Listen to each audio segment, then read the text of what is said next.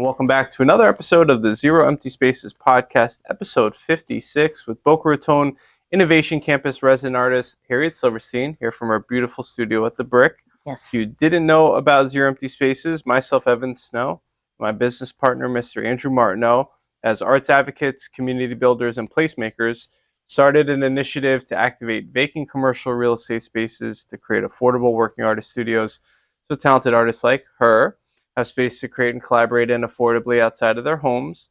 It's led to a myriad of win-win-win benefits throughout the first 31 spaces we've activated, and now in the last 5 years across 4 states.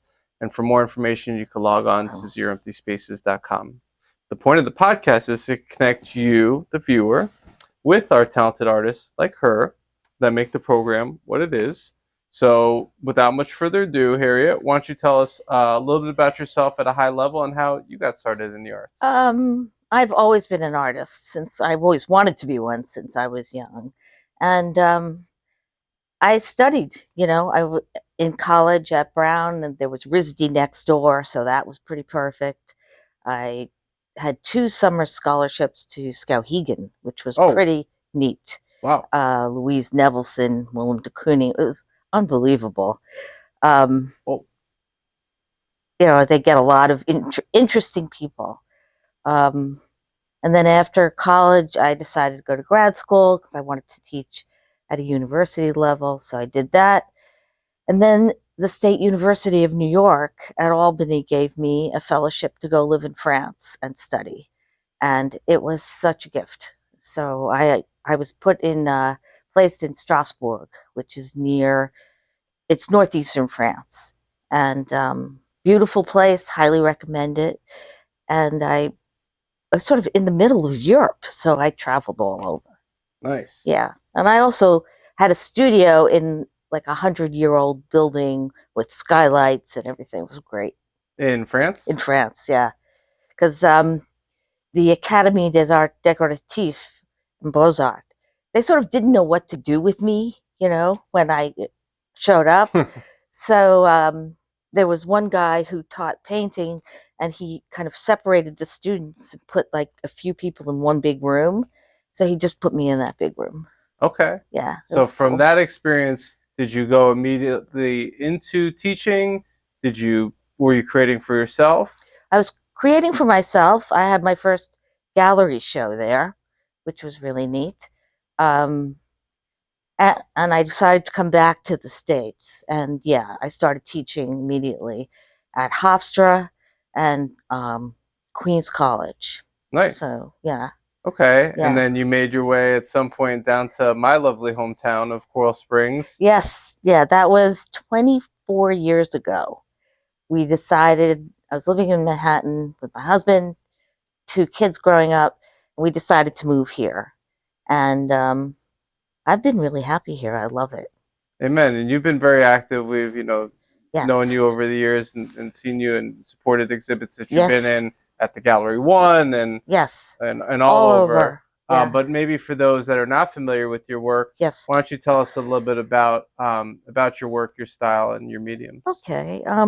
These are paintings mainly that you see, and I always emphasize nature and the natural world and light, atmosphere, texture. So I'm looking for these things all the time, and I've become a little more abstract in this studio, which I love because I feel very relaxed here. So it's kind of like, do it, try it, Okay.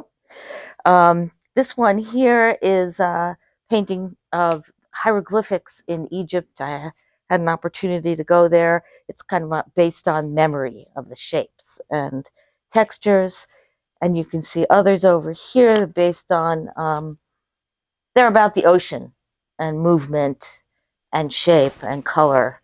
And I try to build the surface so that to me, it almost looks like I want to just, feel it like a sculpture or something.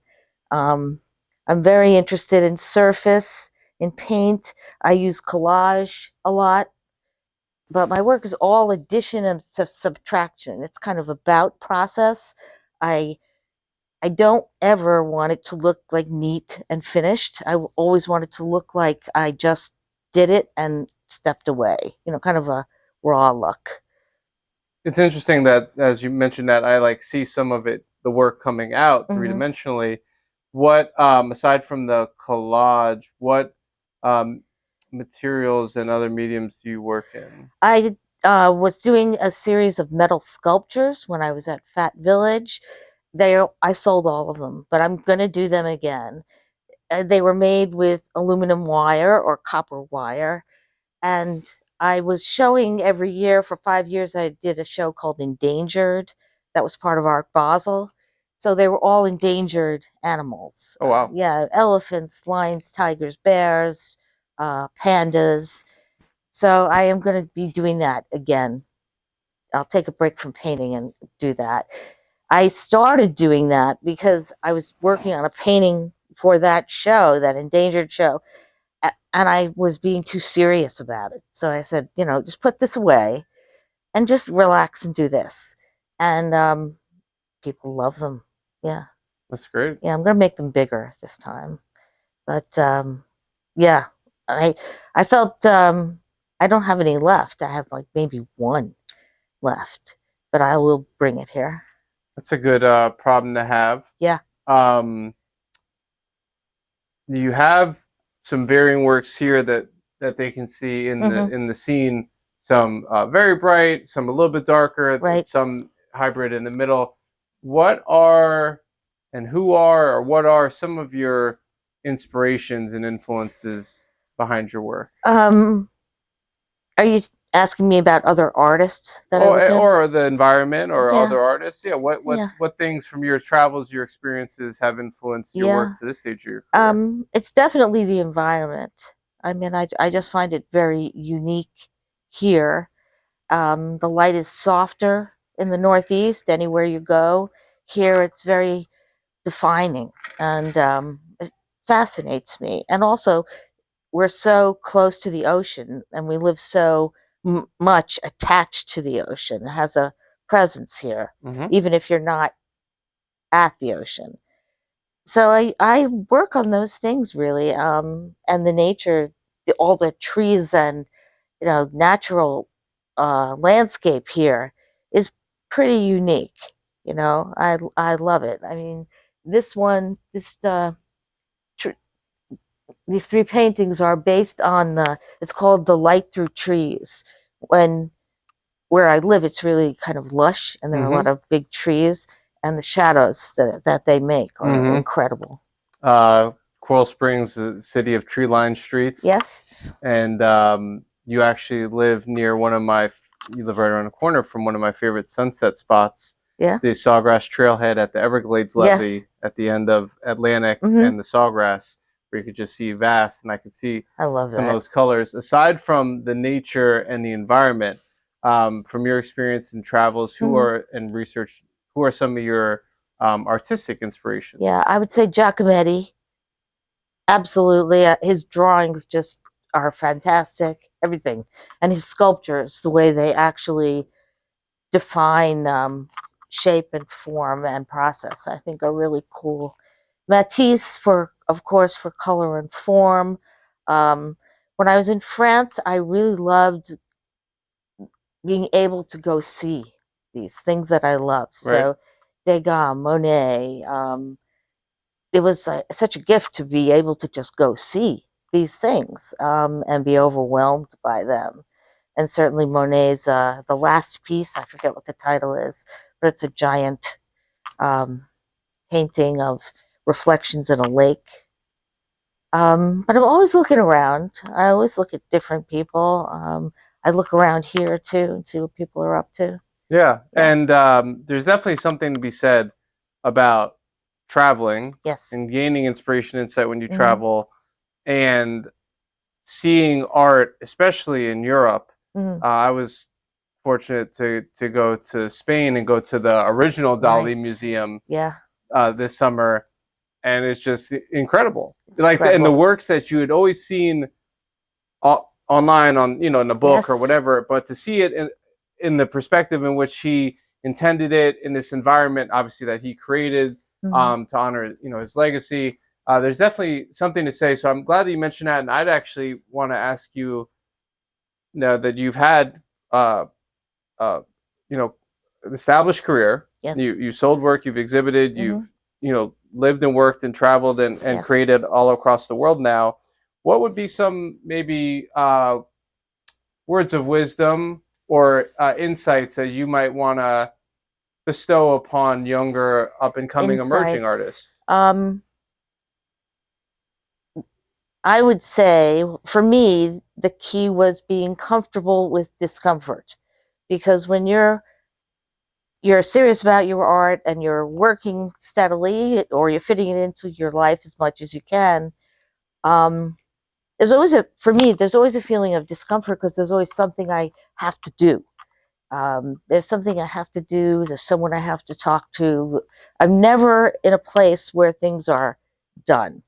And I kind of like it now. I mean, you have to learn to like it. Yeah. Yeah. Um,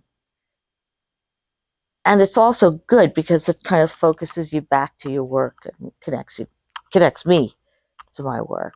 But that was really a good thing when I thought, well, since this isn't going to go away ever, you better learn to be appreciative of all the opportunities that come. Correct, and to know how to take advantage of them and be Yes. ready. And you're, you are a professional artist. Hmm. We tell maybe emerging artists things like having your bio ready and your artist statement Yes, ready all and of that. your inventory ready and Yes. and all these things, Yeah. because when the opportunity comes knocking, and since we're here at the Boca Raton Innovation Hmm. Campus, the former IBM headquarters, where there's art all throughout the building. There's Yes. Dorothy Gillespie pieces outside. There's exhibits by Lynn University, Palm Beach Watercolor Society, Yes. all these different arts groups. You never know who's going to come in here. And I'm going to give a nice plug to your neighbor and studio mate here, Patricia Lappin. Yes. She's had, very deservedly so, immense success by being present, being ready when the opportunity came. And there was one evening before you got here, Yeah. when there was the Lynn University exhibit Hmm. opening, which was directly outside of our studio Hmm. space, and she said, "Well, this is a good time to be ready and present." Yes. I believe she picked up two gallery opportunities and an art fair Wow. opportunity just from being there, ready, present, having her Yes. statement, having her website, having her QR code, having her inventory, having her pricing, You have to do all of that. Yes. because you never know. No, you never know, and it has to be ready. I just redid my website. It's going to go live in about a week. Okay. And it's harrietsilverstein.com, or Harriet, Harriet art. Harriet's art, apostrophe S. Or no apostrophe, I'm not sure. Just yes. Yes, Yeah. yeah. And it was great. I mean, the process of doing this is something that I think makes you think about what you're doing with your work and how another person or someone is seeing it. But I had a lot of fun doing it. And now that there are so many tools and resources, it's not Yes. so much of a daunting task. Now they have these really cool with AI or with Adobe Photoshop, Hmm. where you could put your work and not envision, picture it above a couch, above a Yes, I've sofa. been doing that. And it's so cool. It's Canvy. Yeah. And gives you the opportunity to make an interior and then put paintings there or sculptures. I have it on my Instagram, which is Harriet Harriet Silverstein. If anybody wants to look, yeah, I always post And them. it really does help the future buyer envision Yes, what it'll look like yes, it really in the does. setting where the art Yes, ultimately lives. I'd like to take the camera, spin it around, and show sure, them a little bit more of your studio and maybe some of your sure, practice here. yeah. So tell us a little bit about your process in your studio here. I've been painting a lot since I got here in March. The majority of paintings that are here were made in this space. I find it very peaceful. I love the light. I love the other artists are very respectful. It's just a good place. This ocean portrait, I just finished this. I'm leaving it kind of rough because that's what I love. You know, being able to see the linear uh, development of how I put the picture together. So I'm always adding and subtracting, and always kind of looking for large shapes in nature and basing the picture on that. So this is a recent one.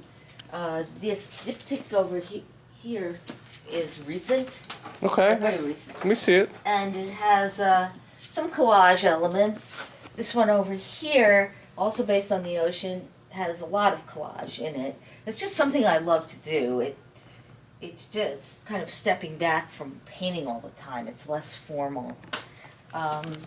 Love it. I love the diversity. I love the colors. Thank you. The last question that we like to round out on the podcast Yes. here is what do you like the most about having a studio to create it outside your home? Oh, it's mine, and it becomes a place that's like really quiet, and I can think, and I can look at all my paintings and not worry about making a mess. Right. It's really important to have a room of one's own. You know? Yeah, and it's cool. There's always different people coming in here, different groups. Yes, I love when people come through. If you want to come for a studio visit, reach out. Our open studio events, now that we're getting out of summer, are going to resume the first Thursday in September. I believe 4 to 7 p.m. to capture some people getting out of work. They have a lot of groups that come through here. If you have a group that would like to come for a studio visit, reach out to us, reach out to the Brick. So where can they find you on social media and the interwebs? Okay, I'm reading from my card. On Facebook, at Harriet Silverstein Artist. My email is my Instagram is at harriet.silverstein. And my email is artist@harrietsilverstein.com. My phone number is 954-675-0547. Anyone wants to come visit or make an appointment to see work, they're welcome to come here. I don't push anyone to buy, but I always love it when people visit. Amen. We appreciate you taking the time, and we look forward to seeing you guys during our open studios when they resume after the summer break, the first Thursday of the month from 4 to 7 p.m. And you can find out more at zeroemptyspaces.com. Thank you. Thank you.